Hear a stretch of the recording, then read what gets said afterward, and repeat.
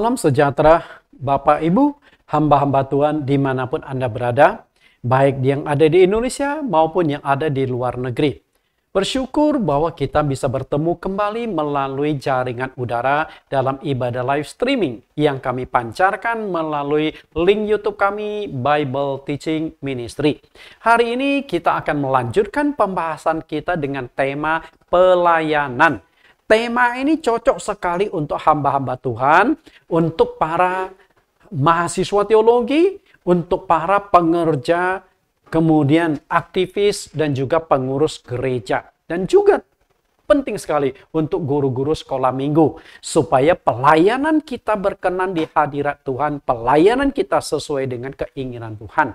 Sebelum kita masuk ke dalam pembahasan kita, terlebih dulu kita akan mendengarkan sebuah lagu dengan judul Ku Tak Akan Menyerah. Judul lagu ini saya pilih karena judul yang akan saya kupas pada hari ini berbicara tentang menyangkal diri, memikul salib, dan mengikuti Tuhan. Itulah mentalitas seorang pelayan Tuhan. Mari kita dengarkan pujian penyembah.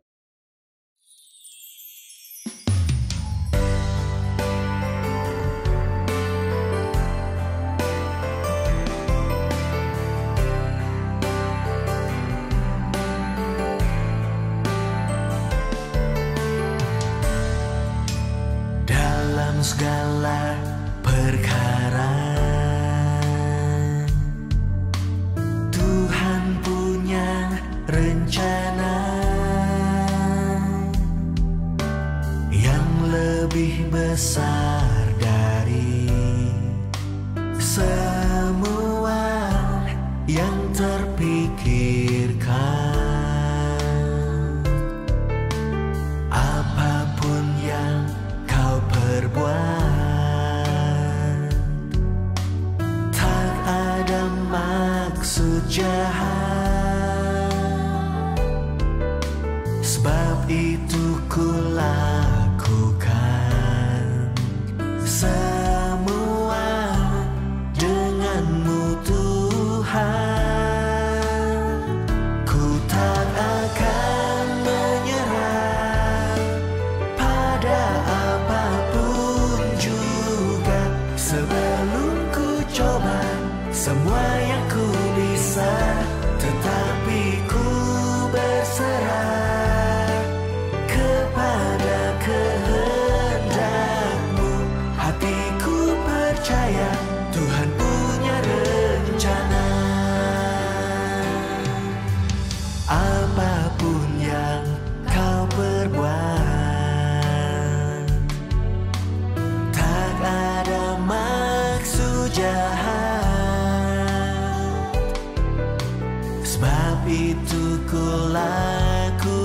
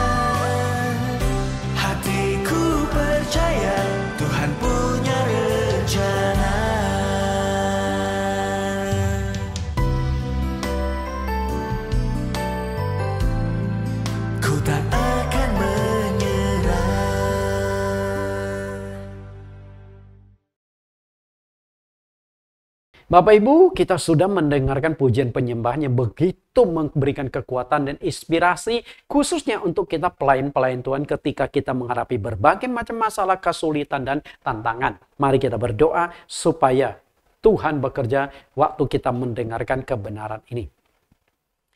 Di dalam nama Tuhan Yesus Kristus kami berdoa.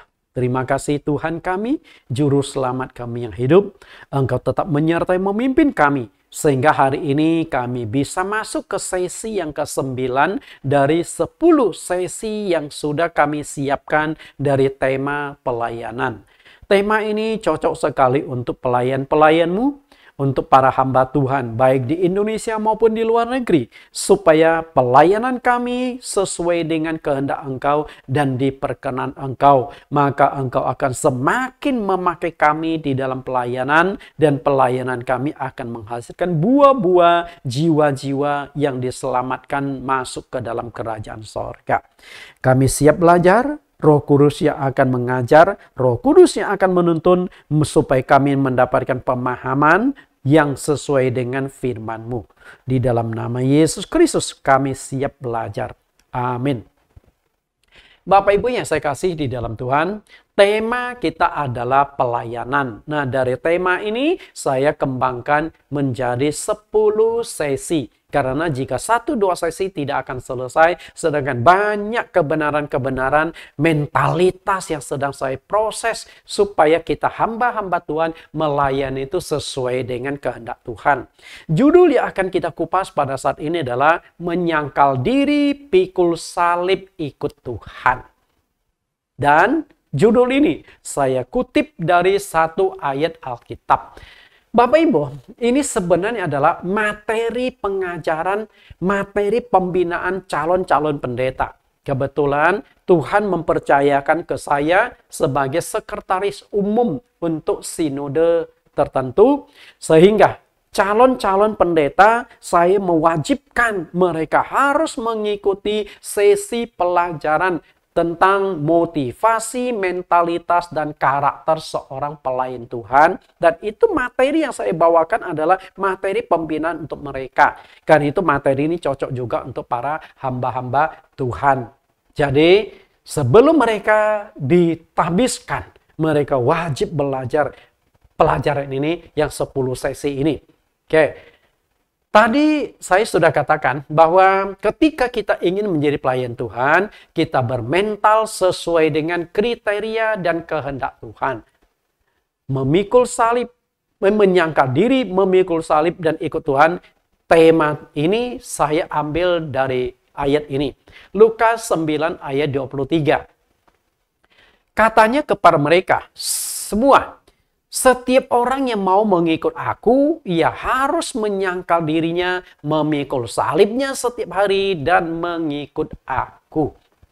Jadi kita lihat di sini, kata Yesus. Katanya kepada mereka, setiap orang yang mau mengikuti aku, mengikut aku, ia harus. Harus dalam hal apa? Ada 3 hal yang harus dilakukan. Pertama adalah menyangkal dirinya. Yang kedua, harus memikul salibnya setiap hari. Dan yang ketiga, harus mengikuti Tuhan Yesus. Kita akan kupas 3 poin ini satu demi satu. Yang pertama adalah menyangkal diri. Bapak Ibu, kita tentu seringkali mendengar tentang kata menyangkal diri. Lalu apa sih yang dimaksud dengan menyangkal diri? Penyangkalan diri. Apa yang dimaksud dengan menyangkal diri? Menyangkal berarti tidak. Okay? Menyangkal berarti tidak mengakui. Misalnya kita mengatakan, oh saya mah kenal sama ini orang. Lalu orang itu berkata, enggak, aku enggak kenal sama Pak Nathan. Nah itu kan dia menyangkal. Padahal itu teman baik saya. Gitu loh.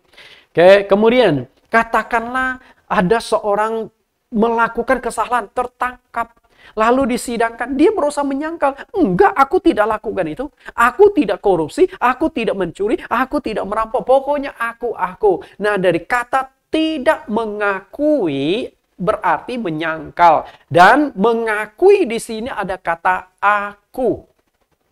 Perhatikan kata aku ini, artinya Menyangkal diri berarti di dalam diriku sudah tidak ada aku lagi.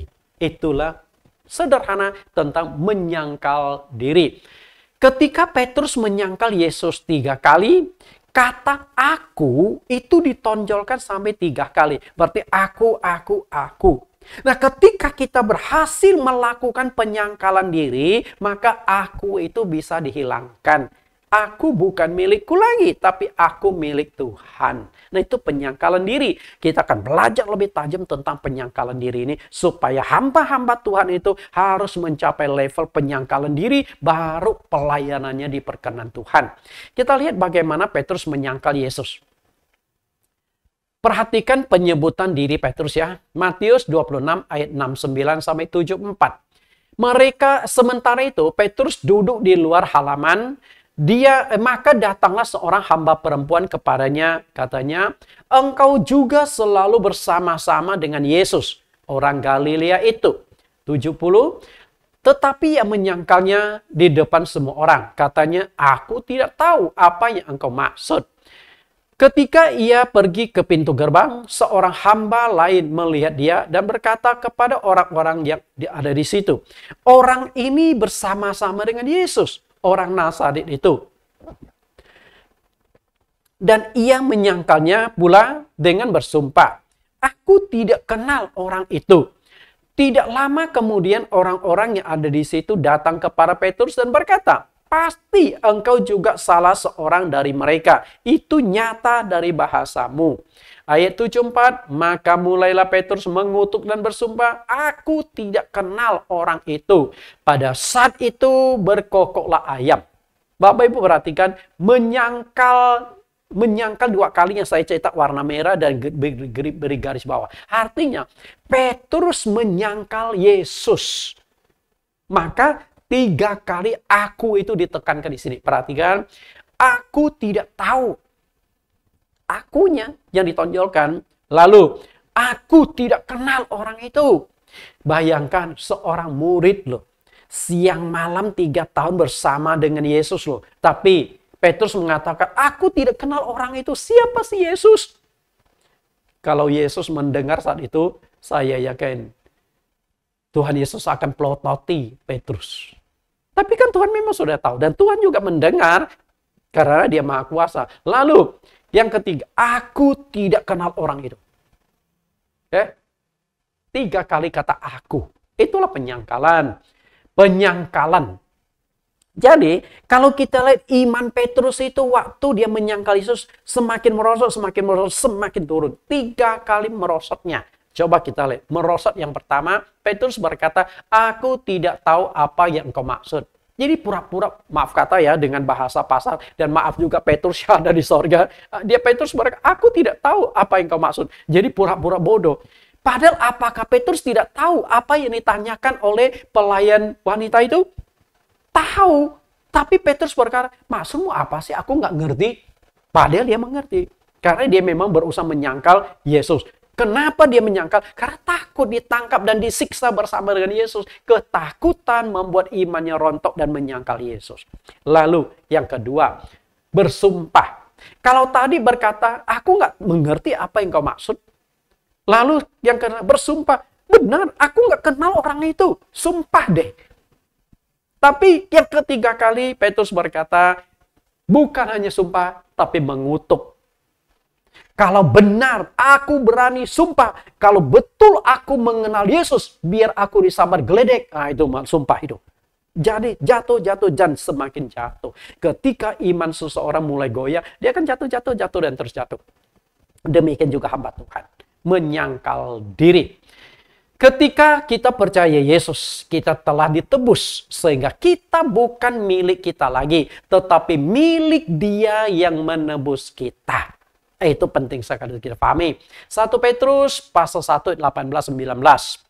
Sebab kamu tahu bahwa kamu telah ditebus dari cara hidupmu yang sia-sia, yang kamu warisi dari nenek moyangmu. Itu bukan dengan barang yang fana, bukan pula dengan perak atau emas, melainkan dengan darah yang mahal, yaitu darah Kristus, yang sama seperti darah anak domba yang tak bernoda dan tak bercacat.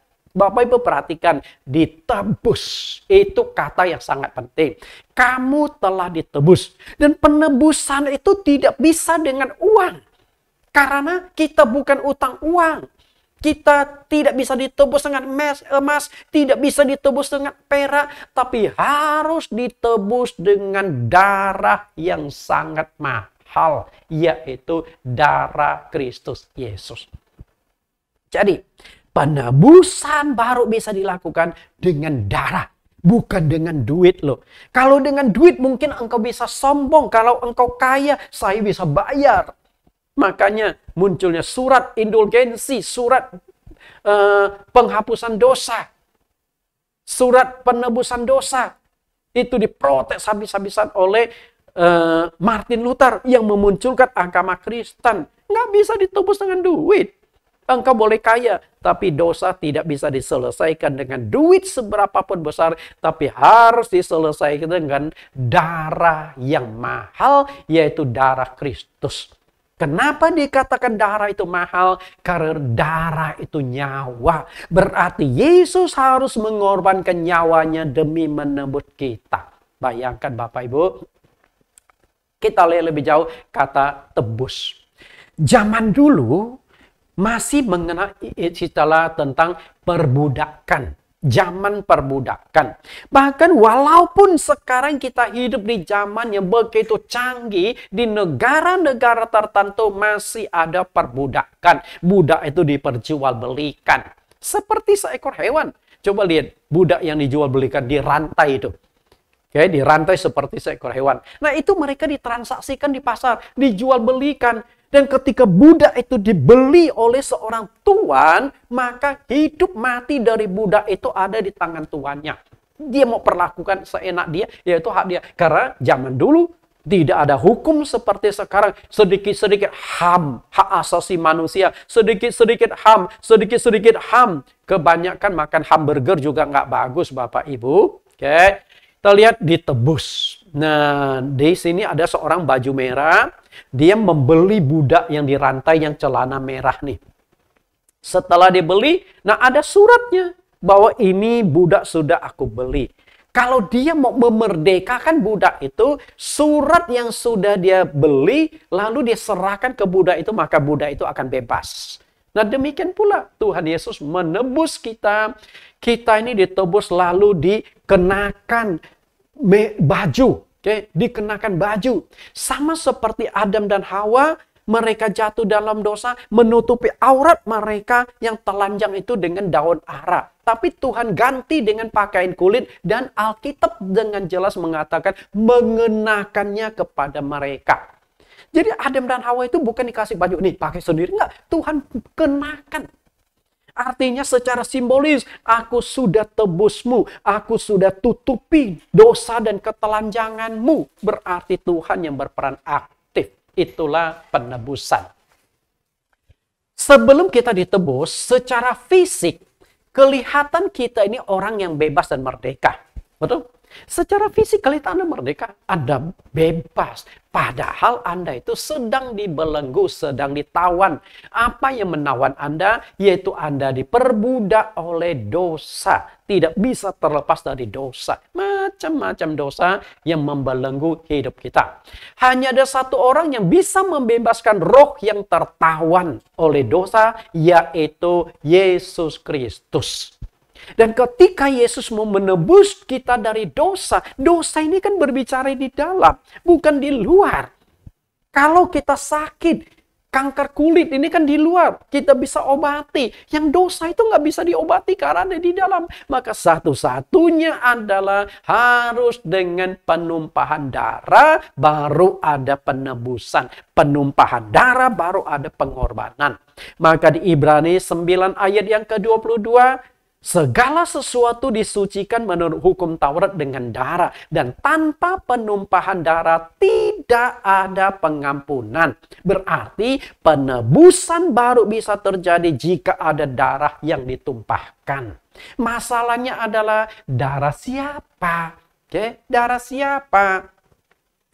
Darah yang layak dan bisa dipakai untuk menebus dosa kita adalah darah Yesus Kristus. Matius 26 ayat 28. Matius 26 ayat 28. Sebab inilah darahku, darah perjanjian yang ditumpahkan bagi banyak orang untuk pengampunan dosa. Bapak Ibu perhatikan yang diucapkan Yesus. Oke, darahku, darah perjanjian yang ditumpahkan bagi banyak orang untuk pengampunan dosa. Artinya, hanya darah Yesus yang bisa dipakai untuk menebus dosa. Kenapa demikian?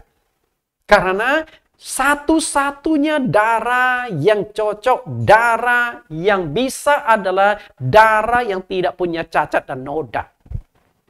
Semua manusia di dunia ada dosa. Dan ketika berbicara tentang dosa, ada dua macam dosa. Dosa turunan yang bersumber dari nenek moyang kita Adam dan Hawa, dan dosa pribadi. Nah, siapa yang bebas dari dua macam dosa? Dosa turunan. Nabi dan Rasul mana yang bebas dari dosa turunan? Tidak ada. Semua manusia punya dosa turunan. Satu-satunya yang tidak punya dosa turunan adalah Yesus Kristus. Kenapa demikian? Karena Yesus lahir dari kuasa Roh Kudus. Roh Kudus turun dan masuk ke dalam rahim Maria. Oke? Tidak ada darah, tidak ada dosa turunan. Kalau Yesus lahir karena hasil hubungan badan antara Yusuf dengan Maria, maka darah Yesus tetap tidak bisa dipakai untuk menebus dosa manusia. Maka darah Yesus sudah punya cacat dosa turunan. Lalu dosa yang kedua adalah dosa pribadi. Sepanjang kehidupan Yesus, kita tidak menemukan di dalam Alkitab Yesus berdosa, melakukan dosa pribadi. Ia manusia yang sempurna, yang cacat, tidak ada noda dosanya. Maka Yesus layak menjadi penebus dosa.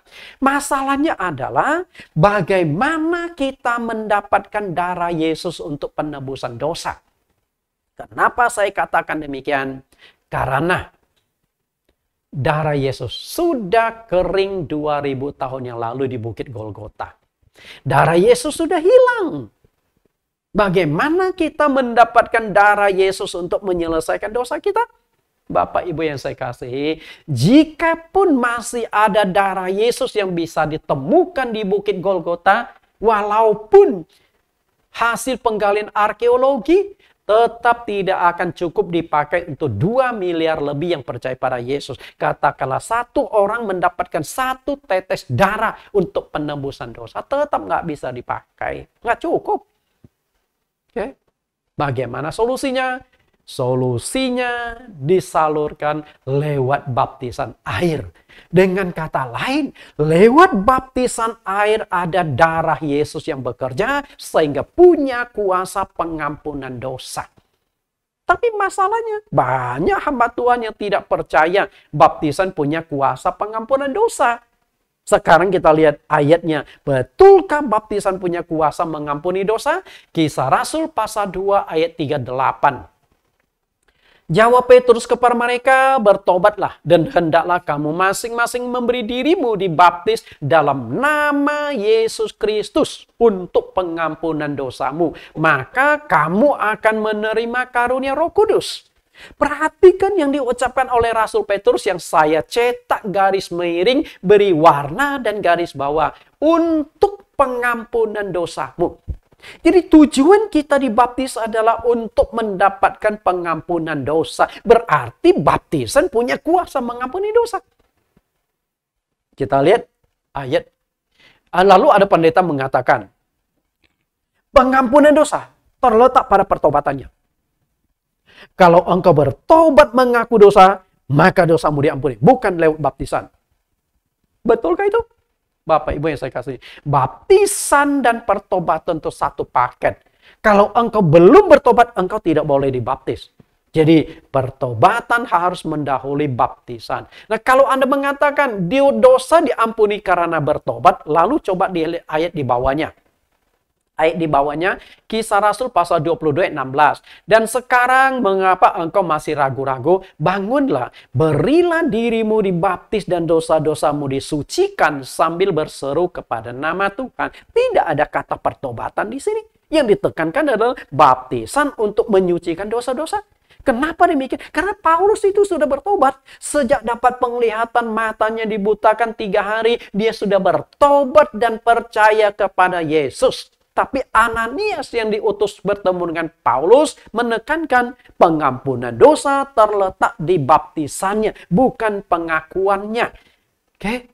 Pengakuan itu mendahului, tapi penyelesaian dosa adalah waktu dibaptis. Berarti waktu kita dibaptis, dosa kita diampuni. Kenapa baptisan air punya kuasa pengampunan dosa? Karena di dalam air baptisan ada darah Yesus yang bekerja. Kita lihat Yesus yang mengampuni dosa itu adalah darah Yesus. Oke, darah Yesus. Apa hubungan antara baptisan air dengan darah Yesus? Banyak hamba Tuhan tidak mengerti kebenaran ini, sehingga dia tidak bisa mengkoneksikan antara baptisan air dengan pengampunan dosa. Kenapa baptisan air punya pengampunan dosa? Karena tidak bisa mengkoneksikan, maka mereka tidak percaya baptisan air punya kuasa pengampunan dosa. Itu masalahnya. Bagaimana kita koneksikan? Tadi saya sudah katakan bahwa darah Yesus sudah hilang, darah Yesus sudah kering 2000 tahun yang lampau. Bagaimana kita mendapatkan darah Yesus? Maka Yesus di atas kayu salib juga tahu bahwa darahnya pasti hilang, pasti kering, dan tidak akan cukup dibagi untuk pengikutnya berjumlah miliaran manusia. Maka di atas kayu salib Yesus lakukan transformasi. Transformasi dari darah ke air. Berarti di dalam air baptisan itulah darah Yesus bekerja. Kita lihat bukti ayatnya di Yohanes. Yohanes pasal yang ke-19 ayat 33. Lihat transformasi dari darah ke air. Tetapi ketika mereka sampai kepada Yesus dan melihat bahwa ia telah mati, mereka tidak mematahkan kakinya. Tetapi seorang di antara prajurit itu menikam lambungnya dengan tombak dan segera mengalir keluar darah dan air. Perhatikan di sini. Jadi waktu Yesus mati di atas kayu salib, untuk membuktikan Yesus pingsan atau pura-pura mati, kakinya dipatahkan. Memang biasa waktu orang disalibkan itu ada waktunya. Kalau jam penyalibannya sudah selesai, maka kalau dia masih hidup, kakinya harus dipatahkan. Supaya ketika kakinya dipatahkan, penopang dari berat badan ada di 2 lengan. Dan dia akan terhimpit. Dadanya itu akan sesak. Kalau digantung demikian, akan cepat mati. Tapi sampai sana Yesus sudah mati. Untuk membuktikan kaki Yesus dipatahkan. Tidak dipatahkan. Karena Yesus itu sudah di toilet-toilet nggak gerak lagi. Sedangkan penjahat kiri kanan di toilet-toilet ngapain lo? Akhirnya ada prajurit yang iseng nusuk lambung Yesus dengan tombak dan mengalir darah dan air. Bukan hanya darah, air jelas. Karena itulah Rasul Yohanes yang melihat hal ini takjub, lalu ditekankan seharusnya tidak akan keluar air, yang akan keluar itu darah. Dan kalau keluar darah, Anda harus tahu 6 jam loh Yesus digantung loh. Dan sementara 6 jam darah terus berkucuran dari mahkota duri, dari salib, tangan kiri, tangan kanan, dan juga di kaki. Maka di atas kayu salib Yesus pernah berkata, aku haus karena cairan di dalam tubuh itu sudah hampir mengering. Maka untuk keluar darah dan air itu mujizat. Karena melihat mujizat itu, Yohanes berkata di ayat 35. Dan orang yang melihat hal itu sendiri yang memberi kesaksian. Kesaksian ini. Dan kesaksiannya benar. Perhatikan, kesaksiannya benar. Dan ia tahu bahwa ia mengatakan kebenaran supaya kamu juga percaya. Berarti Yohanes yang melihat hal itu pun takjub. Seakan-akan tidak percaya. Loh, kok bisa keluar banyak air dan darah ya? Nah, keluarnya itu apakah bercampur? Rasanya juga tidak mungkin ya. Mungkin 2 sisi. Sisi kiri keluar darah, sisi kanan keluar air. Sehingga bisa dibedakan dengan jelas. Tapi intinya apa yang ditulis oleh Rasul Yohanes ini menegaskan di dalam air baptisan itulah darah Yesus bekerja. Sehingga ada kuasa pengampunan dosa. Karena itu, jika baptisan air itu sudah sesuai dengan Alkitab, pasti ada kuasa pengampunan dosa karena darah Yesus bekerja air baptisan. Saya jadi pendeta sudah 30 tahun lebih, sudah banyak melakukan baptisan-baptisan Ada beberapa kali waktu saya melakukan baptisan, jemaat yang dibaptis itu melihat air laut tempat kami baptis itu merah seperti darah. Dia menangis. Orang lain tidak melihat, tapi dia melihat. Dan dia bersaksi, tadi saya itu melihat merah sekali tempat baptisan air itu. Bahkan saya masih sempat angkat air itu untuk melihat darah semua. Padahal kita yang lain nggak melihat. Artinya di dalam air baptisan darah Yesus bekerja, baru ada kuasa pengampunan dosa. Maka Petrus katakan, dibaptis dalam nama Yesus Kristus untuk pengampunan dosamu. Kalau baptisan sudah sesuai Alkitab, pasti ada kuasa. Kalau baptisan belum sesuai Alkitab, belum ada kuasa. Intinya ada di sana. Oke? Tapi inti yang kita belajar adalah, engkau sudah ditebus oleh Tuhan Yesus. Sejak dibaptis dan ditebus Tuhan Yesus, diri kita bukan milik kita lagi. Tapi milik Dia yang menebus. Sama seperti perbudakan. Budak itu mungkin pemilik awalnya adalah si saudagar A. Lalu si saudagar B membeli budak ini dari saudagar A. Maka budak itu menjadi milik saudagar B. Kalau dibeli lagi menjadi milik saudagar C. Tidak ada hubungan dengan tuan-tuan yang dahulunya. Oke? Nah kemudian, kalau kita sudah menjadi milik Kristus, maka seharusnya kita hidup sesuai dengan kehendak Kristus. Kita lihat tentang penebusan. 1 Korintus 6 ayat 19-20. Atau tidak tahukah kamu bahwa tubuhmu adalah bait Roh Kudus yang diam di dalam kamu? Roh Kudus yang kamu peroleh dari Allah. Dan bahwa kamu bukan milik kamu sendiri, sebab kamu telah dibeli dan harganya telah lunas dibayar. Karena itu muliakanlah Allah dengan tubuhmu. Bapak Ibu perhatikan di sini bahwa kamu bukan milik kamu sendiri. Tapi berapa persen kita menyadari itu? Kamu bukan milikmu lagi. Milik siapa? Milik yang menebus. Siapa yang menebus? Yesus Kristus. Dan Dia menebus kita dengan harga yang sangat mahal. Kenapa dikatakan mahal? Karena penebusan yang dikatakan oleh Rasul Petrus tadi bukan dengan barang fana, bukan dengan emas, bukan dengan perak. Duit tidak bisa menembus dosa-dosamu. Dosamu hanya bisa ditebus dengan darah. Dan darah itu adalah nyawa. Berapa harga nyawa manusia? Di Matius 26. Matius pasal yang ke-16 ayat 26. Tidak ada gunanya seorang memperoleh seluruh dunia tetapi kehilangan nyawanya. Dan apakah yang dapat diberikannya sebagai ganti nyawanya? Satu nyawa melebihi seluruh dunia. Engkau bisa keluarkan uang 10 karung, tapi engkau tidak bisa membeli satu nyawa pun. Betul? Makanya banyak pengusaha-pengusaha besar ketika divonis dokter akan mati, saya yakin kalau dokter berkata, hidupmu tinggal 3 bulan. Tapi bisa nyambung, bayar 1 triliun. Mau nggak? Saya yakin jangankan 1 triliun, 5 triliun pun akan dibayar oleh pengusaha-pengusaha besar yang banyak duit itu. Tapi apa daya? Nggak bisa. Artinya nyawa itu sangat mahal loh. Kita ditebus dengan nyawa loh. Sekarang kita bukan milik kita, tapi milik Yesus. Muliakanlah Yesus dengan tubuhmu. Muliakanlah Yesus dengan hidupmu. Okay? Hidupmu bukan milikmu. Muliakan Dia. Bagaimana cara kita memuliakan Dia? Menjadi pelayan Tuhan. Bapak Ibu, namun hanya berapa persen orang Kristen yang benar-benar sadar dan mengerti bahwa dirinya sudah menjadi milik Kristus? Berapa persen?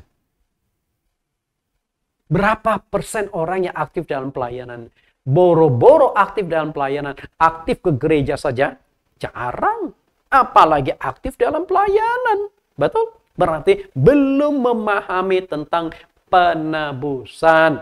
Kita bukan milik kita lagi. Dengan kata lain, hidupku bukan milik aku lagi. Hidupku adalah milik Kristus. Itulah arti menyangkal diri. Menyangkal diri berarti sudah tidak ada aku lagi. Aku bukan milikku, aku milik Yesus Kristus. Itulah penyangkalan diri. Jadi, arti penyangkalan diri, semoga Anda sudah bisa nangkap. Sekarang kita coba lihat. Bagaimana Yesus memberikan contoh tentang penyangkalan diri yang dicatatkan di Filipi pasal 2 ayat 5 sampai ayat yang ke-8. Saya akan uraikan ayat-ayat ini. Kita lihat ayat yang kelima. Hendaklah kamu dalam hidupmu bersama menaruh pikiran dan perasaan yang terdapat juga dalam Kristus Yesus. Maksud di sini adalah Yesus sebagai contoh, Yesus sebagai figur teladan kita dalam hal penyangkalan diri. Yesus mengajarkan nyangkal diri. Tapi kalau Yesus tidak memberikan contoh tentang penyangkalan diri, berarti kan masih terbatas teori. Tapi Yesus buktikan dengan contoh yang nyata. Bagaimana caranya? Ayat 6. Yang walaupun dalam rupa Allah tidak menganggap kesetaraan dengan Allah itu sebagai milik yang harus dipertahankan. Inilah yang namanya menyangkal diri. Sudah tidak ada aku lagi. Perhatikan, tidak menganggap kesetaraan dengan Allah. Jadi sebenarnya Yesus itu adalah Allah yang inkarnasi menjadi manusia. Tapi setelah datang ke dunia dia tidak pernah berkata aku adalah Allah. Kalau Yesus berkata aku adalah Allah, selesai. Enggak ada agama lain selain agama Kristen. Tidak akan salah menyembah selain menyembah Yesus. Karena dia sudah katakan aku adalah Allah. Tapi waktu dia datang ke dunia dia tidak pernah berkata aku adalah Allah. Padahal itu milik yang harus dipertahankan. Artinya, akunya itu ditanggalkan.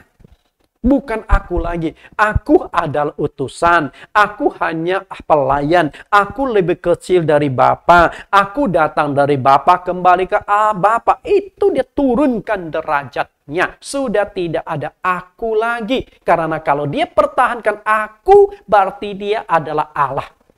Bisa nangkap? Turunkan derajat. Kemudian ayat 7.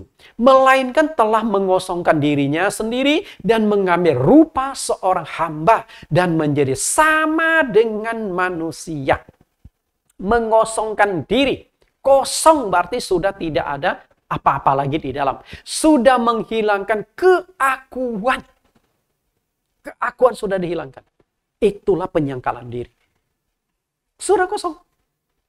Kalau akunya masih ada, seharusnya Yesus berkata, aku adalah Allah. Oke lah, walaupun tidak, dia harus berkata, aku adalah Allah yang menjadi manusia. Tapi Yesus tidak berkata demikian. Tapi faktanya ketika Thomas mengatakan, ya Tuhanku dan Allahku, Yesus tidak berkata, Thomas, aku bukan Allah loh. Yesus diam saja. Artinya, Yesus itu memang Allah. Tapi secara terselubung dia juga sudah tegaskan di Yohanes pasal 14 ayat yang ke-7. Yesus berkata, kalau kalian sudah mengenal aku, berarti sudah mengenal Bapa di sorga. Kalau sudah melihat aku, berarti sudah melihat Bapa di sorga. Berarti apa? Yesus dengan Bapa itu orangnya sama. Tapi saat itu Filipus masih nggak mengerti. Tunjukkan Bapa itu kepada kami itu sudah cukup bagi kami di ayat 8. Akhirnya Yesus tegur, Filipus, telah sekian lama engkau bersama-sama aku. Namun engkau tidak mengenal aku, tidak percaya ke engkau bahwa barang siapa telah melihat aku, ia telah melihat Bapa. Sudah mengenal aku, sudah mengenal Bapa. Tidak percaya ke engkau, aku di dalam Bapa, Bapa di dalam aku. Dengan kata lain, Yesus dan Bapa adalah satu pribadi. Dan dia tegaskan di Yohanes 10 ayat 30, aku dan Bapa adalah satu. Orangnya sama. Tapi waktu dia datang ke dunia, dia tidak pernah berkata, aku adalah Allah, aku adalah Bapa. Enggak. Itulah arti mengosongkan diri. Status kealahan, status kebapaan, dia tinggalkan. Yang datang adalah utusan, bukan Allah. Padahal dia adalah Allah sendiri.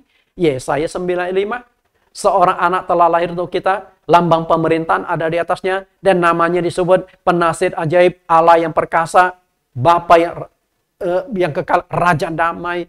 Bapa itu sudah disandang oleh Yesus di dalam perjanjian lama di Yesaya 9 ayat yang ke-5. Yang disebut Immanuel di Yesaya pasal 7 ayat 14. Immanuel artinya Allah beserta kita. Allah hadir tinggal di tengah-tengah kita.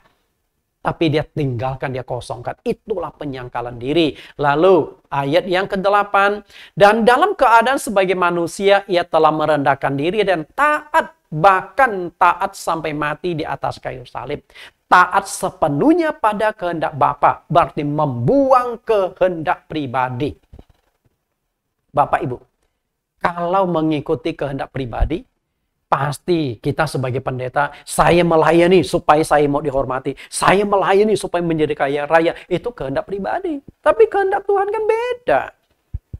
Yesus di Taman Getsemani. Ya Bapa, kalau bisa cawan pahit ini lalu daripadaku. Tetapi bukan menurut kehendakku, tetapi mengikuti kehendak-Mu. Yesus punya kehendak pribadi. Ada keakuan di dalamnya. Akunya adalah cawan pahit lalu daripadaku. Itu keakuan Yesus. Tapi Yesus jelaskan lagi. Bukan menurut kehendakku, tapi menurut kehendak-Mu. Walaupun di dalam diri aku masih ada aku, kehendakku. Tapi aku tidak tonjolkan kehendakku. Menonjolkan kehendak Bapa. Seharusnya seorang pelayan Tuhan seperti itu. Bukan menurut kehendakku, tapi menurut kehendak Allah di sorga. Kalau engkau sudah bisa mencapai taraf ini, maka engkau adalah pelayan Tuhan yang berhasil di dalam penyangkalan diri.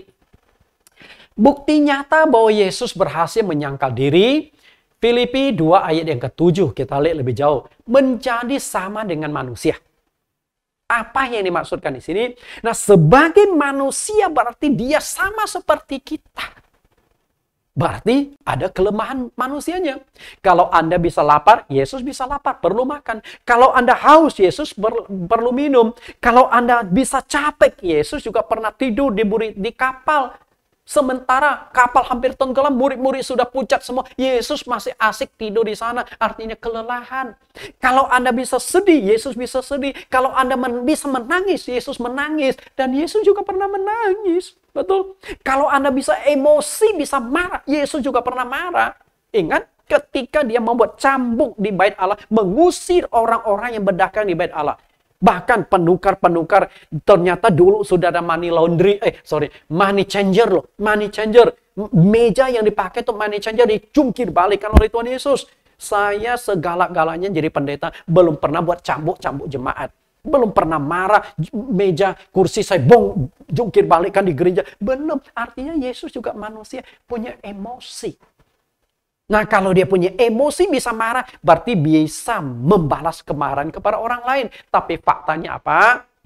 Dia Allah menjadi manusia, meninggalkan kemuliaan di sorga, menjadi sama seperti seorang manusia. Bahkan dia gunakan status hamba.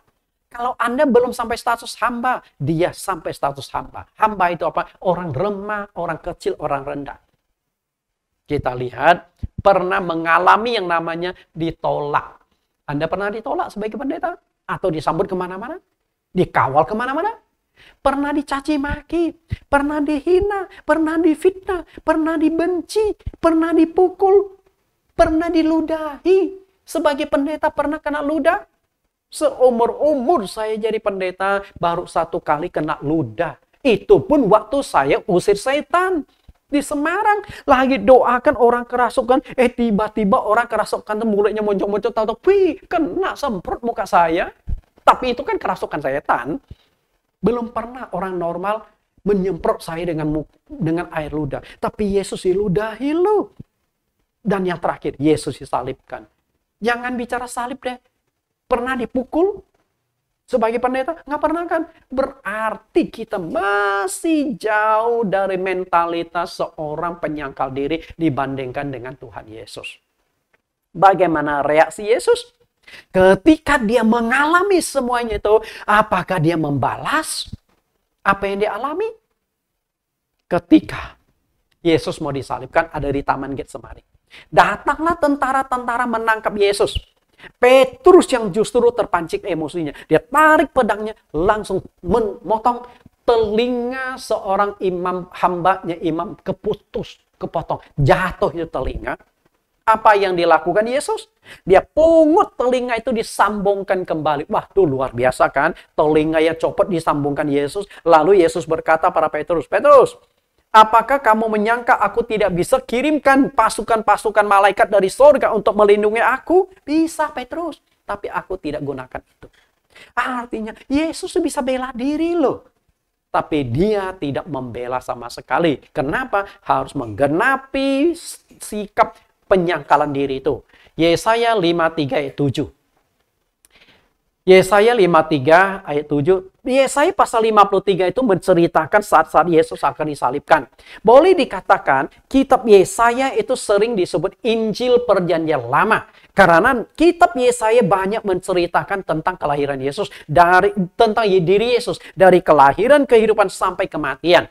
Kalau di Yesaya pasal 7 ayat yang ke-13 sampai 14, Yesus akan lahir disebut Immanuel. Yesaya pasal 9 ayat yang ke-5 sampai 6, Yesus yang akan lahir itu disebut penasihat ajaib dan sebagainya. Dan di pasal yang ke-53 berbicara tentang kematian Yesus. Kita lihat ayat 7. Dia dianiaya, tetapi dia membiarkan dirinya ditindas dan tidak membuka mulutnya seperti anak domba yang dibawa ke pembantaian. Seperti induk domba yang keluh di depan orang-orang yang menggunting bulunya, ia tidak membuka mulutnya. Nah, itulah Yesus. Dia tidak balas kejahatan dengan kejahatan. Orang yang berhasil menyangkal diri adalah orang yang berhasil mematikan keakuannya. Aku sudah tidak ada lagi. Perhatikan satu gambar yang bagus sekali. Orang lagi bercermin tapi tidak ada mukanya. Artinya keakuannya sudah hilang. Sudah nggak kelihatan lagi wajah dia siapa. Akunya sudah dihilangkan. Sudah tidak menonjolkan lagi. Aku. Ketika engkau ditegur. Ketika ditegur, dia bersyukur. Hanya orang yang berhasil menyangkal diri yang bisa lakukan. Ditegur, terima kasih engkau sudah negur aku demi kebaikanmu. Kalau ditegur, Anda lebih galak dari yang menegur. Ketika dimarah, dia mengalah. Karena kekerasan dengan kekerasan hancur dua-duanya. Batu jangan dilawan batu, batu dilawan dengan air. Ketika disakiti, dia tetap wajahnya berseri. Disakiti, ya nggak apa-apa. Pada sakit loh, nggak apa-apa, tapi sakit sebenarnya. Kemudian ketika dilukai, dia mengasihi. Tuhan Yesus kan juga mengajarkan. Kalau ada orang menampar pipi kananmu, berikanlah pipi kirimu. Sakit, tapi engkau tetap mengasihi. Berdoalah bagi mereka yang menganiaya kamu. Dianiaya sakit nggak? Sakit. Tapi doakan Tuhan ampuni dosa. Nggak gampang loh. Hanya orang yang sudah lolos dari penyangkalan diri yang bisa melakukan itu. Ketika dibenci, ia tetap mengampuni.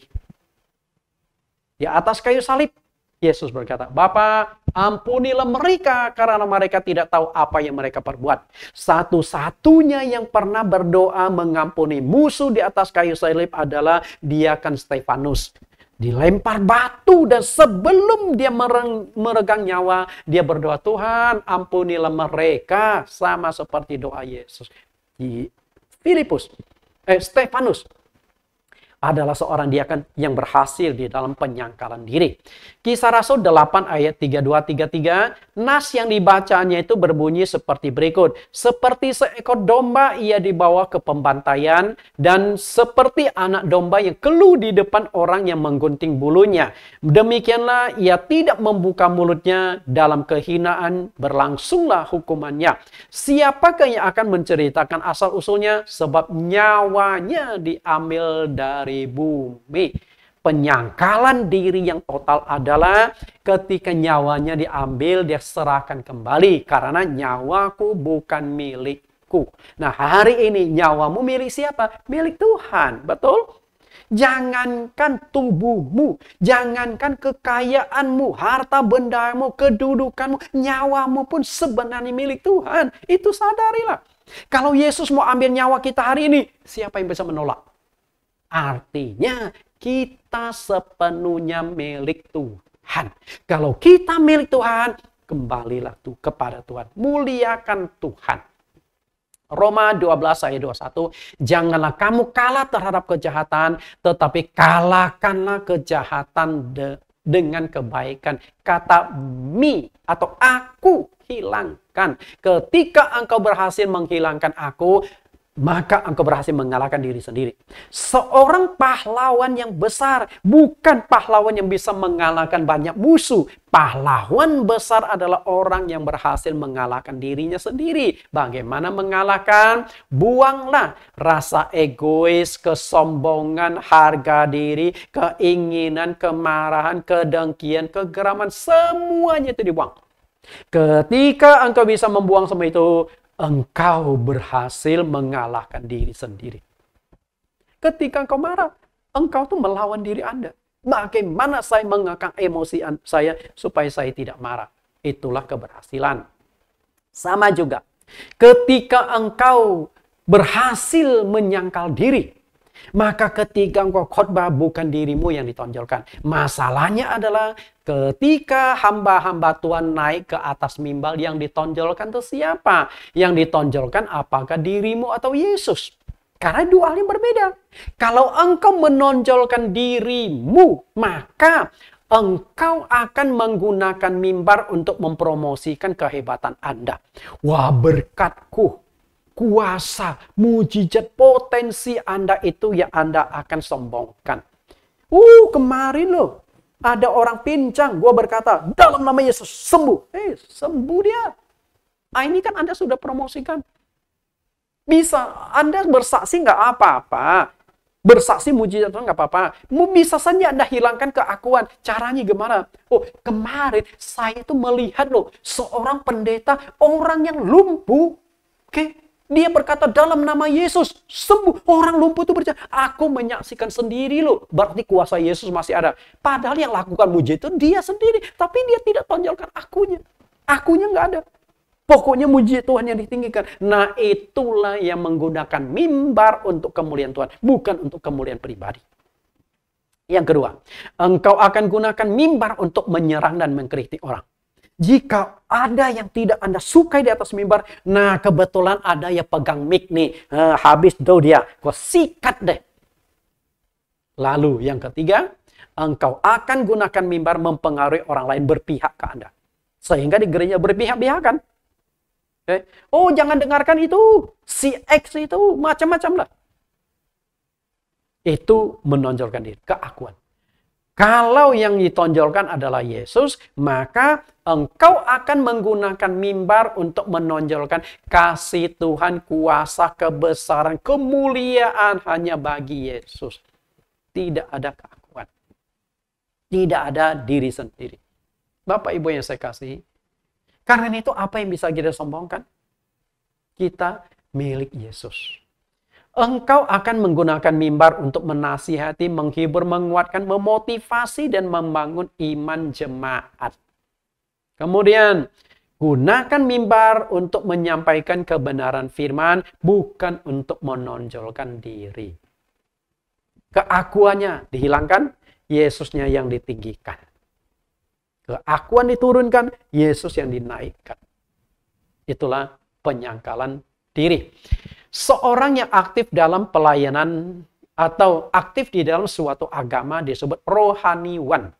Rohaniwan itu kan untuk semua agama. Nah, ada teman saya memplesetkan rohaniwan dengan singkatan roh yang di awan-awan. Artinya levelnya sudah tinggi. Betulkah rohaniwan? Seorang hamba Tuhan selain harus memiliki mental yang kuat terhadap godaan dan pengaruh kekuatan uang, seorang hamba Tuhan juga harus bermental kuat menghadapi kesulitan, masalah, tekanan oleh rekan kerja, atasan, dan lain sebagainya.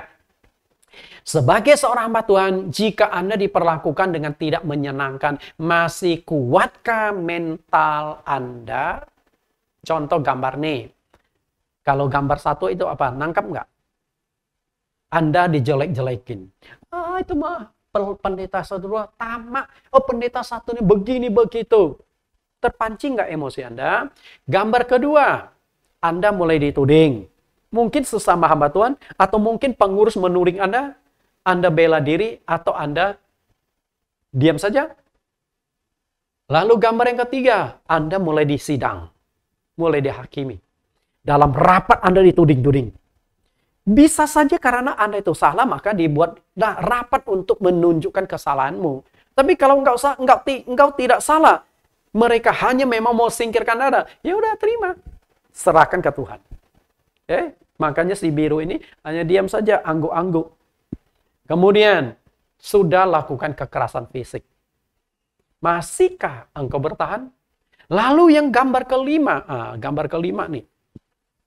Anda pernah nggak ketemu sama atasan kayak begini? Ketika engkau sudah dimaki-maki oleh atasan, masih bertahan nggak? Ada loh gembala yang galak loh. Maki-maki bawahannya. Kita lihat Roma 8 ayat 35-36. Siapakah yang akan memisahkan kita dari kasih Kristus? Penindasan atau kesesakan atau penganiayaan atau kelaparan atau ketelanjangan atau bahaya atau pedang? Seperti ada tertulis, oleh karena engkau kami ada dalam bahaya maut sepanjang hari. Kami telah dianggap sebagai domba-domba sembelihan. Kita lihat orang yang berhasil menyangkal diri tidak akan membuat dia mundur ketika menghadapi masalah, kesulitan, dan tantangan. Itulah penyangkalan diri. Oke, sekarang kita bahas memikul salib. Pikul salib. Salib itu awalnya milik Tuhan Yesus. Makanya Yesus sendiri pikul salib. Secara simbolis, waktu Yesus sedang berjalan di Bukit Golgota, Yesus dipaksa memikul salib. Tapi setelah itu ada orang yang dipaksa memikul salib Yesus. Jadi artinya awalnya salib itu milik Yesus. Tapi setelah engkau menjadi pengikut Yesus, percaya Yesus, salib itu akan dialihkan kepada engkau. Dan sekarang engkaulah yang harus memikul salib. Kita yang harus memikul salib. Karena salib itu sudah menjadi milik kita. Karena itu orang yang tidak percaya Tuhan atau yang non-Kristen tidak memiliki salib. Dan mereka juga tidak dibebankan untuk memikul salib. Orang Kristen pikul salib. Orang yang bukan Kristen tidak perlu pakai pikul salib. Karena mereka memang tidak ada salibnya. Apakah hidup mereka enak? Mereka dibelenggu dalam dosa. Jadi kelihatan enak. Tadi kan saya sudah katakan, belenggu. Kelihatan orang itu merdeka, padahal mereka dibelenggu. Yang membelenggu mereka itu adalah dosa mereka belum dibebaskan. Sedangkan kita sudah dibebaskan oleh Tuhan Yesus di atas kayu salib. Nah, setelah kita dibebaskan, maka kita diberikan sebuah tanggung jawab. Nih loh, pikul salibku. Salib itu adalah penderitaan. Pikul salib artinya siap menderita menjadi pengikut Yesus. Jadi pengikut Yesus saja menderita, apalagi pelayannya. Dengan kata lain, ada harga yang harus dibayar ketika engkau mempersembahkan diri menjadi pelayan Tuhan. Ada harga. Agama Kristen adalah agama yang berdiri di atas penderitaan Sang Pendiri. Sang Pendiri. Dari lahir sampai mati, Yesus mengalami banyak penderitaan. Kelahirannya seperti apa? Kematiannya seperti apa? Yesus alami. Dia lahir dengan kondisi yang sudah memprihatinkan. Lahir di kandang hewan. Yang banyak kecoa, banyak lalat, banyak nyamuk. Baru lahir saja sudah digigit sama nyamuk. Untung Yesus nggak kena demam berdarah. Seperti kita sekarang kena demam berdarah, masuk rumah sakit seminggu. Yesus sudah alami duluan. Bapak Ibu. Nah, sepanjang hidupnya Yesus bukan enak hidupnya. Tukang kayu. Enaknya di mana? Jadi seorang tukang kayu. Capek. Dan setelah itu mati disalibkan. Bukan mati santai-santai. Lagi diskotik, goyang-goyang, nyanyi-nyanyi. Mati. Enggak. Dia disalibkan. Bapak Ibu, dari lahir sampai mati. Namun sangat disayangkan banyak hamba Tuhan mengajarkan doktrin kemakmuran dan doktrin kasih karunia. Dengan kata lain, untuk masuk surga itu gampang. Bapak Ibu, nilai masuk surga itu dibuat jadi mudah. Banyak hamba Tuhan mengajarkan bahwa masuk surga itu sangat gampang dan praktis. Perhatikan ayat ini, Efesus 2 ayat 8, sebab karena kasih karunia kamu diselamatkan oleh iman. Itu bukan hasil usahamu. Artinya nggak usah capek-capek lah, masuk surga gampang. Itu pemberian Allah. Kita tinggal terima. Oh, anugerah kok. Tapi Anda lupa bagaimana anugerah itu diwujudkan melalui kematian Yesus. Itu bukan hasil pekerjaanmu. Bukan karena engkau rajin beribadah, rajin memelihara firman Tuhan, bukankah rajin melayani, bukan itu. Engkau diselamatkan karena anugerah. Makanya jangan ada yang menyombongkan diri. Oke? Dilihat dari ayat ini kelihatan masuk surga begitu mudah, praktis, dan tidak ribet-ribet, tidak ada syarat. Syarat apa? Coba kalau Anda baca ayat ini. Namun betulkah masuk surga itu begitu gampang? Oke? Banyak hamba Tuhan salah menafsirkan ayat ini. Saya pernah kupas ayat ini 2 sesi dengan judul manipulasi di judulnya penipuan di balik istilah kasih karunia. Nah, itu judulnya cukup bagus. Penipuan di balik istilah kasih karunia. Karena di sini kan dikatakan karena kasih karunia kamu diselamatkan, bukan hasil usahamu, bukan hasil pekerjaanmu, itu pemberian Allah. Padahal Anda salah membaca ayat ini. Saya akan katakan di mana salahnya. Yang tulis ayat ini adalah Paulus. Efesus pasal 2 ayat 8. Paulus kan? Nah, coba kita bandingkan dengan ayat yang lain. Bagaimana penjelasan Paulus? Paulus sebenarnya mengajarkan masuk surga kita harus mengalami banyak sengsara. Kisah Rasul pasal 14 ayat 21. Paulus dan Barnabas memberitakan Injil di kota itu dan memperoleh banyak murid. Lalu kembalilah mereka ke Listra, Ikonium, dan Antiokhia. 22, di tempat itu mereka menguatkan hati murid-murid itu dan menasihati mereka supaya mereka bertekun di dalam iman dan mengatakan bahwa untuk masuk ke dalam kerajaan Allah kita harus mengalami banyak sengsara. Untuk masuk surga harus mengalami banyak sengsara. Oke? Apakah masuk surga gampang? Kalau kita lihat di sini banyak sengsara, artinya masuk surga itu nggak gampang. Berarti Anda salah menafsirkan ayat, tertipu dengan istilah kasih karunia. Kasih karunia bukan berarti enak-enak, santai-santai. Justru orang yang bisa menghargai kasih karunia Tuhan, orang itu siap menyangkal diri dan memikul salib Tuhan kalau dia mengerti kasih karunia Tuhan. Apakah engkau bisa pikul salib? Salib itu penderitaan, Bapak Ibu. Jika dosa manusia mudah sekali diselesaikan, Yesus Kristus tidak akan mengalami penderitaan dan kesengsaraan di atas kayu salib. Loh? Jika masuk surga itu begitu mudah, Yesus tidak perlu mati di kayu salib demi menyelamatkan manusia. Tidak perlu. Jika menjadi pengikut Yesus itu mudah, para rasul tidak akan mengalami kematian yang tragis. Ada yang digoreng di atas minyak goreng. Kalau nggak salah, itu dialami oleh Rasul Yohanes. Lalu, Paulus sendiri kematiannya kepalanya dipancung di sebuah jalan namanya Austan. Kemudian Rasul Petrus disalibkan. Dan waktu penyaliban, Petrus meminta, oke, saya disalibkan terserah kalian, saya nggak bisa menghindar. Tapi tolong kaki saya ke atas, kepala saya ke bawah. Karena saya tidak layak disalibkan sama seperti guruku, dia mulia. Aku orang berdosa, biar jungkir balik sengsara. Oke. Bapak Ibu yang saya kasih, Yakobus, kepalanya dipancung oleh Herodes. Stefanus dilempar batu sampai mati. Siapa yang enak hidupnya? Nggak ada. Itulah memikul salib. Jadi memikul salib itu adalah penderitaan. Ketika mengutus murid-muridnya, Tuhan Yesus tegaskan bahwa di lapangan mereka akan bertemu dengan serigala-serigala yang ganas.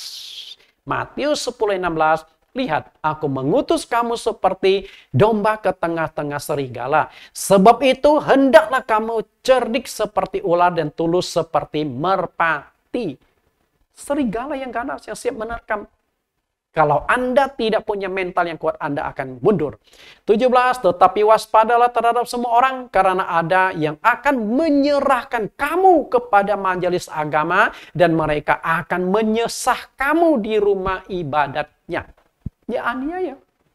18, dan karena aku, kamu akan digiring ke muka penguasa-penguasa dan raja-raja sebagai suatu kesaksian bagi mereka dan bagi orang-orang yang tidak mengenal Allah. Itu Yesus sudah kasih tahu. Ini loh penderitaan-penderitaan yang kalian alami. ketika engkau memikul salib, memberitakan anugerah keselamatan? Apakah mereka mundur? Mereka tetap berjalan. Karena itulah Rasul Paulus menegaskan bahwa seorang pelayan Tuhan harus memiliki mental seorang prajurit. Mental prajurit. Ini sudah saya khotbahkan di sesi yang lain. Tapi kita lihat sedikit di 2 Timotius pasal 2 ayat 3-4. Mental prajurit. Ikutlah menderita sebagai seorang prajurit yang baik bagi Kristus Yesus. Kata prajurit disatukan dengan kata penderitaan. Artinya seorang prajurit harus siap menderita. Oke? Untuk kemuliaan Tuhan. Ayat yang keempat. Seorang prajurit yang sedang berjuang tidak memusingkan dirinya dengan soal-soal penghidupannya. Supaya dengan demikian ia berkenan kepada komandannya. Komandan kita adalah Yesus Kristus. Ketika kita ingin diperkenan pada Yesus Kristus, Dia sudah mati demi menyelamatkan kita di atas kayu salib. Kita siap nggak pikul salib supaya kita diberkenan? Karena Yesus sendiri berkata, pikulah salib. Nah, kalau engkau ingin diperkenan Tuhan Yesus, pikul salib Tuhan. Dan kalau engkau siap memikul salib, engkau sudah siap menghadapi penderitaan. Karena itu, seorang prajurit harus memiliki mentalitas siap menderita. Mentalnya apa? Tidak takut pada ancaman. Seorang prajurit, kalau dia takut ancaman, habis negara, runtuh negara. Dia tidak takut diancam. Ancam apa-apa, maju terus. Kalau kita setelah mendengarkan ancaman, kita mungkin berpikir 2 kali, tapi prajurit enggak. Masa bodoh. Kemudian, tidak takut menghadapi penderitaan. Tidak berpantang menyerah dalam segala hal. Siap meninggalkan anak dan istri. Karena prajurit adalah pengabdian. Kemana diutus, dia harus di jalan. Siap langsung jalan. Kemudian siap berkorban tubuh dan jiwanya. Ketika berperang, bukan hanya tubuhnya siap untuk ditembak oleh peluru-peluru, bom mortil, tapi jiwanya pun sudah siap kehilangan. Makanya walaupun waktu peperangan banyak prajurit yang mati, teman-temannya nggak akan angkat bendera putih. Tetap maju, serang lagi. Mereka berusaha sampai presiden mengatakan mundur atau kita mengalah saja. Enggak, sebelum ditarik mundur, maka prajurit akan tetap maju. Secara hierarki, tunduk pada komandan. Sebelum komandan tertinggi, presiden berkata, mundur. Mereka tidak akan boleh mundur. Tetap maju walaupun nyawanya dipertaruhkan di sana. Itulah mentalitas seorang prajurit. Yang ketiga, ikut Yesus. Nah, ini yang terakhir, ikut Yesus. Mengikut Yesus artinya apa? Menjadikan Yesus sebagai figur, idola, panutan, dan contoh dalam kehidupan. Fokus kita adalah melihat Yesus. Yang namanya mengikut, pandangan Anda ke depan, kepada orang yang di depan Anda. Jangan mengikut, tapi Anda pandangnya ke kiri dan kanan. Apalagi pandang ke belakang. Yesus berkata, setiap orang yang mau membajak, tapi menoleh ke belakang, tidak layak bagiku. Tapi nggak boleh pandang ke belakang. Pandanglah ke depan. Kalau pandang ke depan, Yesus berjalan di depan, kita di belakang, itulah yang namanya mengikut Yesus. Nah, kalau kita mengikut Yesus, berarti Yesus kita jadikan figur, Yesus kita jadikan teladan, Yesus kita jadikan patokan. Yesus yang berjalan di depan, memimpin, dan kita yang berjalan di belakang, mengikuti. Jangan terbalik. Oke? Saya mau sembuhkan orang. Tuhan, engkau bantu aku ya. Yang maju di depan Anda. Tuhan Yesus, sembuhkan dia ya. Aku hanya alat. Itu beda.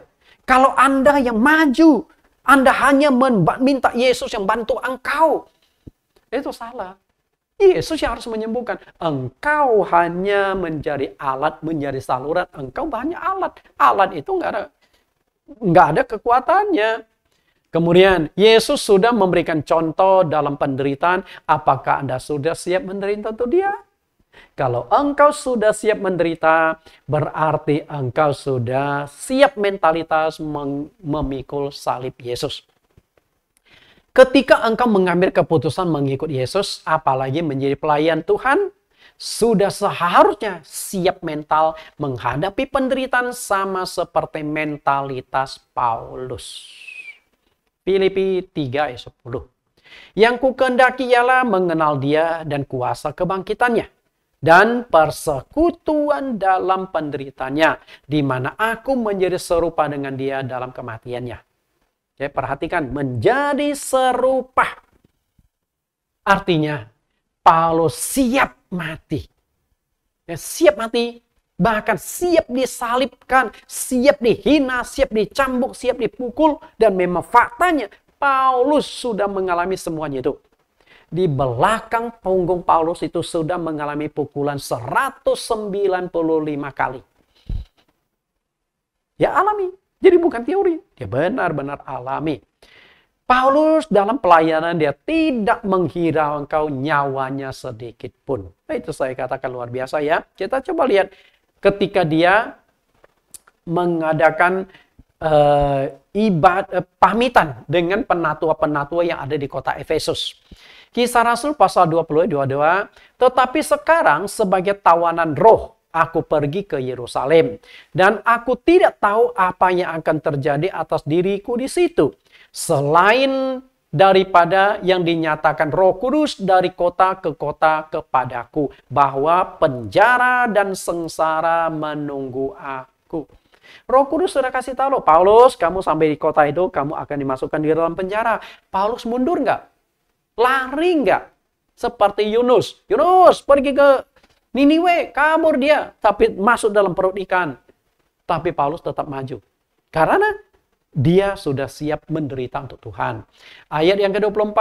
Tetapi aku tidak menghiraukan nyawaku sedikit pun. Asal saja aku dapat mencapai garis akhir dan menyelesaikan pelayanan yang ditugaskan Tuhan Yesus kepadaku. Untuk memberi kesaksian tentang Injil kasih karunia Allah. Dan sekarang aku tahu bahwa kamu tidak akan melihat mukaku lagi. Kamu sekalian yang telah kukunjungi untuk kuberitakan kerajaan Allah. Ini kata-kata terakhir pamitan Paulus kepada penatua-penatua yang ada di kota Efesus. Setelah Paulus kumpulkan mereka. Dan Paulus berkata, mungkin ini pertemuan kita yang terakhir ya. Penatua-penatua itu menangis semuanya. Karena mereka tahu tidak lama lagi Paulus akan meninggalkan mereka. Karena itu mereka itu sangat mendapatkan kekuatan dari Rasul Paulus. Perhatikan kata ini. Tetapi aku tidak menghiraukan nyawaku sedikit pun. Maksud di sini gimana? Ini adalah sebuah kalimat yang sangat menggetarkan hati. Dia berkata, aku nggak peduli sama nyawaku. Ini bukan perkataan orang yang putus asa. Orang yang punya semangat dalam pelayanan. Tapi dia tahu ini tanggung jawab di dalam pelayanan. Tidak peduli mau mati atau mau hidup. Kalimat yang demikian hanya sanggup diucapkan oleh orang yang sudah lolos dalam penyangkalan diri. Dan sudah siap mental memikul salib Yesus. Kalau engkau gagal dalam penyangkalan diri, engkau akan pertahankan nyawamu. Engkau takut menghadapi semua itu. Tapi kalau engkau sudah lolos dalam penyangkalan diri dan sudah siap memikul salib, artinya engkau sudah siap walaupun nyawa harus dikorbankan. Itulah mentalitas Paulus. Hari ini, hamba Tuhan zaman sekarang, siapa yang berani ucapkan kalimat ini? Okay? Kehilangan duit saja, nggak dapat perpuluhan saja, dia sudah komplain-komplain. Itu kehilangan duit, apalagi kehilangan nyawa. Memang untuk bisa mencapai ekstremis seperti Paulus, engkau memang sebaiknya tidak menikah seorang pelayan Tuhan. Karena mungkin engkau punya mentalitas seperti Paulus, tapi anak istrimu belum tentu. Okay? Makanya bersyukurlah Paulus tidak menikah. Tapi kalau kita hamba Tuhan sudah punya anak istri, ya kita bicara baik-baik kepada anak istri. Ingat loh, aku mempersembahkan hidupku loh, hidup matiku sudah di tangan Tuhan loh. Maka seringkali di dalam pelayan itu saya selalu ngomong ke anak istri, walaupun mereka kadang-kadang tidak suka, bahwa nomor satu adalah Tuhan bagi saya. Suami dan papa mereka, nomor dua baru mereka. Saya nggak akan balik nomor satu keluarga, nomor dua Tuhan. Tidak. Karena hidup saya itu milik Tuhan Yesus. Menomorsatukan Tuhan Yesus. Paulus bisa berkata demikian karena dia sudah mengerti dengan jelas sasaran dan tujuan hidupnya. Dia tahu jelas setelah mati dia akan pergi kemana. Karena itu dia berkata di dalam Filipi 1 ayat 21-22, karena bagiku hidup adalah Kristus dan mati adalah keuntungan. Mau cuan nggak? Kalau mau untung, siap mati. Itu pilihan. Tetapi jika aku harus hidup di dunia, itu berarti bagiku bekerja memberikan buah. Jadi mana yang harus aku pilih, aku tidak tahu. Hidupku untuk Tuhan, mati untuk Tuhan. Hidupku untuk Kristus, mati adalah keuntungan. Kalau kita mati, itu untung, bukan rugi. Anda mau untung, siap mati nggak? Kita nggak siap, betul? Ada sebuah kisah yang terjadi di India. Okay? India yang akhirnya terciptalah sebuah lagu yang sangat mengharukan, yang sangat memberikan kekuatan dan inspirasi dengan judul lagu I Have Decided to Follow Jesus. Ceritanya sekilas berawal dari sebuah desa kecil di India tahun 1880. Ada seorang ayah bersama dengan istri dan kedua anaknya. Mereka mendapatkan diinjili seseorang, lalu percaya Yesus dan dibaptis. Dia memutuskan untuk mengikut Yesus. Dan Anda tahu sendiri yang namanya India. Kemudian kepala desa itu akhirnya tahu dia menjadi pengikut Yesus, lalu dipanggil. Kayak dipanggil dan diancam. Si bapak ini, hei, engkau mau nggak menyangkal imanmu dan berpaling dari Yesus? Kalau engkau mau, maka engkau akan diampuni sekeluargamu. Tapi jika engkau tidak mau menyangkal Yesus, maka kedua anakmu akan kami bunuh. Kepala desa itu mungkin juga dibawa tekanan dari masyarakat di sana, kan, yang dibawa pimpinan, bahwa mereka tidak percaya pada Yesus. Dan bagaimana bapak itu berkata, I have decided to follow Jesus and there is no turning back. Artinya, aku sudah ambil keputusan mengikut Yesus, tidak ada jalan kembali. Tidak akan turning back, tidak akan mundur. Artinya, walaupun kedua anak saya akan mati, saya tidak akan menyangkal Yesus. Ya, akhirnya apa yang terjadi? Kedua anaknya dibunuh. Dibunuh di depan dia. Walaupun perih, sakit, dan menyakitkan. Nah, setelah itu, anaknya dibunuh, lalu sekarang dipanggil lagi. Oke, kami berikan kesempatan lagi. Engkau mau nggak menyangkal Yesus? Kalau tidak, istrimu yang akan kami bunuh. Oke, istrimu yang akan kami bunuh. Tapi bagaimana reaksi dari bapak ini? Apakah akhirnya setelah kehilangan dua anak ini, nanti akan kehilangan orang yang paling dicintai? Tapi dia berkata, the world can behind me, but the cross is still before me. Artinya, dunia di belakangku, salib ada di depanku. Artinya, aku rela meninggalkan semuanya. Dunia, anak istri, aku rela tinggalkan. Tapi aku tidak akan tinggalkan salib Yesus Kristus yang aku pandang yang ada di hadapanku. Dan akhirnya apa yang terjadi? Istrinya dibunuh. Istrinya dibunuh. Tinggal dia sendiri. Sekarang dipanggil lagi, diberikan kesempatan yang terakhir. Kalau engkau tetap tidak mau menyangkal imanmu, kamu yang akan kami bunuh. Dan bagaimana dia berkata, Dog, no one is here to go with me, still I will follow Jesus. Artinya, walaupun sudah tidak lagi mengikut aku siap tetap mengikut Yesus. Dan pada akhirnya dia mati dibunuh. Dia mati dibunuh. Tapi hasilnya apa? Bapak serta istri dan kedua anak meninggal, tetapi sebuah bibit iman tertanam di dalam hati orang yang menyaksikan kematian mereka pada hari itu. Banyak dari orang-orang yang hadir bertanya-tanya, gila ya, dia rela kehilangan dua anak, rela kehilangan istri, dan sekarang dia rela kehilangan nyawanya. Sebenarnya Yesus itu siapa? Kenapa dia rela mempertahankan sampai kematian istri dan anak yang dicintai, sampai rela kematian dia sendiri, disiksa bahkan dibunuh? Mereka mulai penasaran mau cari tahu Yesus itu siapa, dan sampai akhirnya mereka mendapatkan sebuah jawaban. Ternyata Yesus itu adalah juru selamat Akhirnya dimulai dari kepala desa itu, saya bertobat dan mau mengikuti Yesus seperti orang yang sudah kita bunuh. Dan akhirnya satu kampung itu dimenangkan. Ada harga yang harus dibayar. Mari kita saksikan sebuah video ini. Mengikut Yesus sampai akhir, sampai aku dipanggil kembali ke sorga.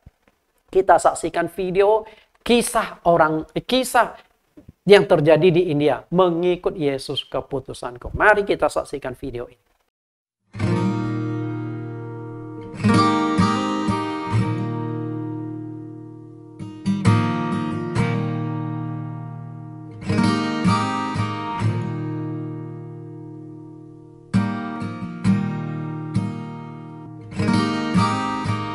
There's a true story of a small village in India.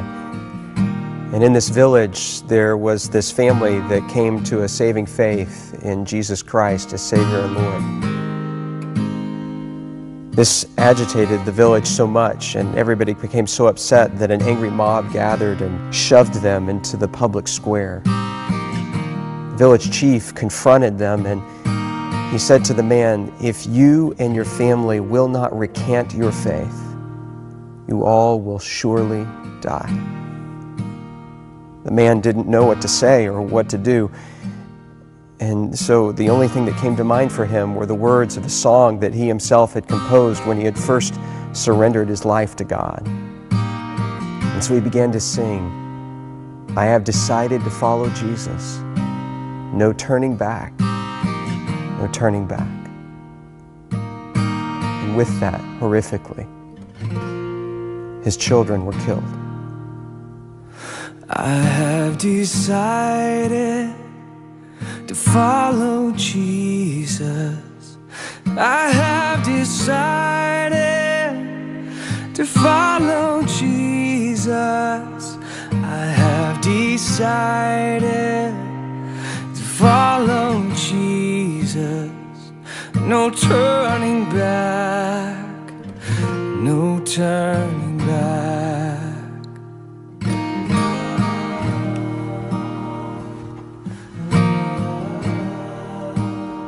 He was given another chance, this time with his wife's life on the line. And yet he continued to sing, "Though none go with me, still I will follow. No turning back, no turning back."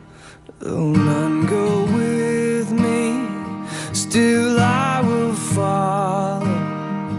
Though none go with me, still I will follow. Though none go with me, still I will follow. No turning back, no turning back. After her tragic death, he was given one final opportunity, this time to save himself. And yet he continued to sing. Cross before me, the world behind me. The cross before me, the world behind me. The cross before me, the world behind me. No turning back, no turning back.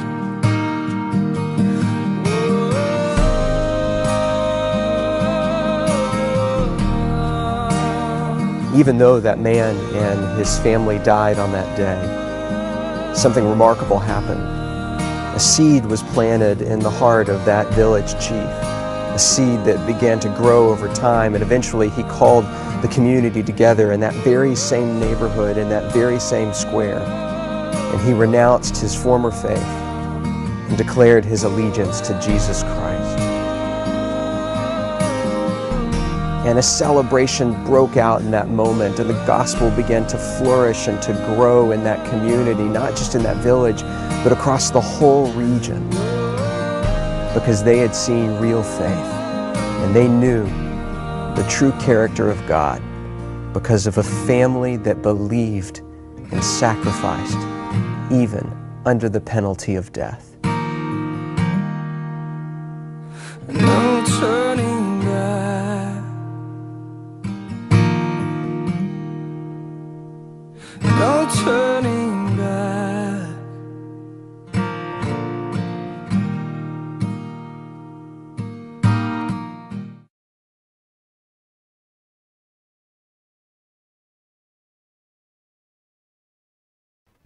Bapak Ibu, kita sudah melihat sebuah video yang memberikan inspirasi. Itulah yang dikehendaki Tuhan Yesus. Menyangkal diri, memikul salib, dan ikut Yesus sampai akhir. Tuhan Yesus memberkati. Kita tundukkan kepala kita.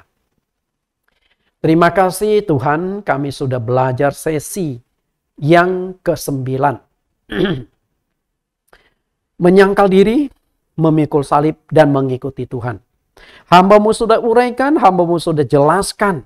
Semoga apa yang sudah Hamba-Mu jelaskan menjadi pegangan bagi hamba-Mu sendiri sebagai pelayan-Mu, karena mengingat firman-Mu adalah pedang bermata dua. Dan juga semoga siapapun yang menonton pengajaran hari ini, terutama hamba-hamba pelayan-pelayan Tuhan dimanapun mereka berada, baik sebagai pendeta, baik sebagai pengerja, baik mahasiswa teologi, guru sekolah minggu, pengurus gereja, dan juga pemimpin-pemimpin komsel. Siapapun yang melayani Tuhan dengan berbagai jenis pelayanan, agar memiliki mentalitas menyangkal diri, memikul salib, dan mengikuti Tuhan Yesus. Supaya pelayanan kami diberkati Engkau, Engkau pimpin, Engkau pakai kami untuk kemuliaan-Mu sepanjang kehidupan kami, sampai kami meninggalkan dunia ini bertemu dengan Tuhan di sorga. Demikian doa permohonan hamba-Mu di dalam nama Yesus Kristus. Amin. Bapak Ibu, kita dengarkan sebuah lagu Melangkah Pasti. Artinya, ketika kita sudah tetapkan, saya mau melangkah bersama Yesus, menyangkal diri, pikul salib, dan ikut Tuhan yang bertahan sampai akhir. Tuhan Yesus berkati.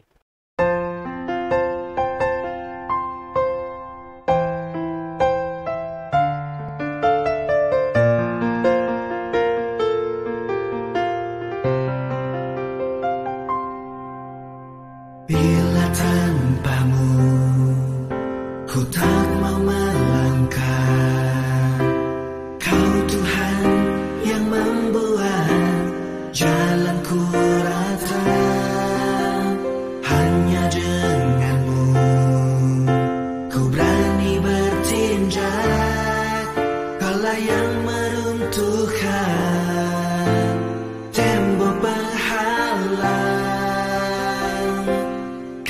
Tuhan yang menyertai ku melangkah pasti menuju berkah yang telah Kau janjikan. Bersamamu ku alami kebajikan, kemurahan selalu mengikutiku di setiap jalan.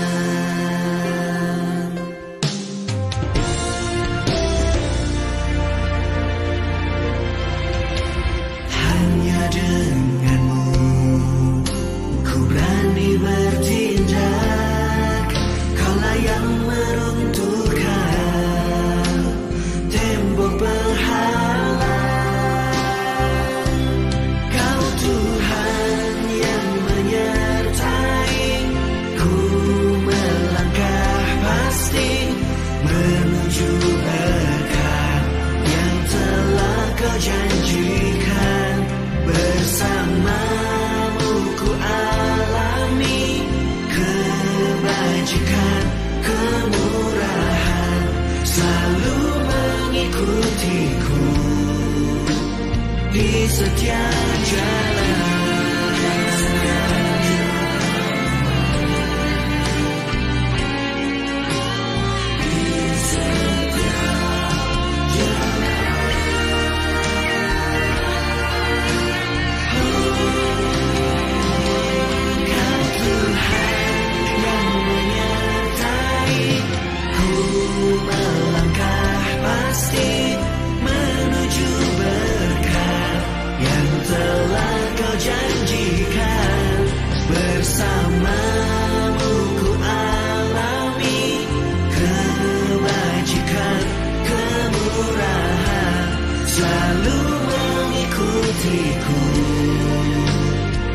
setiap jalan.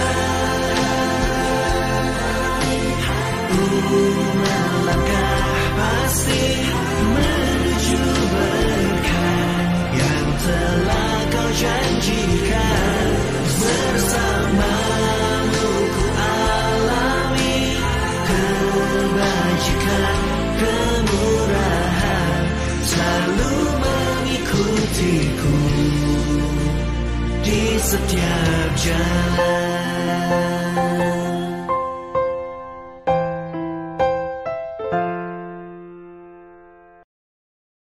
Bagi para mahasiswa teologi STT ITAI, Institut Teologi Ala Esa, setiap mata pelajaran selesai tentang pelayanan, karena Anda pelayan Tuhan, maka ini juga merupakan mata kuliah wajib. Ada 10 pertanyaan yang perlu Anda jawab dan kirimkan kembali. Topik yang ke-9, menyangkal diri, memikul salib, dan ikut Yesus. Pertanyaan pertama, apakah yang dimaksud menyangkal diri? Jelaskan. Mungkin dengan bahasa Anda juga boleh. Mengapa Rasul Petrus menyangkal Yesus sampai 3 kali? Tercatat di kitab apa, pasal dan ayat berapa peristiwa penyangkalan Petrus itu. Yang ketiga, tuliskan teks ayat Alkitabnya bahwa kita telah ditebus Yesus bukan dengan barang fana, melainkan dengan darah yang mahal. 4. Zaman dulu ada sistem perbudakan, di mana manusia diperjualbelikan. Bagaimana cara membebaskan seorang budak? 5. Darah Yesus sudah kering 2000 tahun yang lampau. Bagaimana cara kita mendapatkan darah Yesus untuk mendapatkan pengampunan dosa? Pertanyaan yang ke-6, tuliskan teks ayat Alkitabnya yang menegaskan dosa kita diampuni lewat baptisan air. Yang ke-7, setelah kita dibaptis dan ditebus dosanya oleh Tuhan Yesus, kita bukan milik kita lagi, tuliskan teks ayatnya.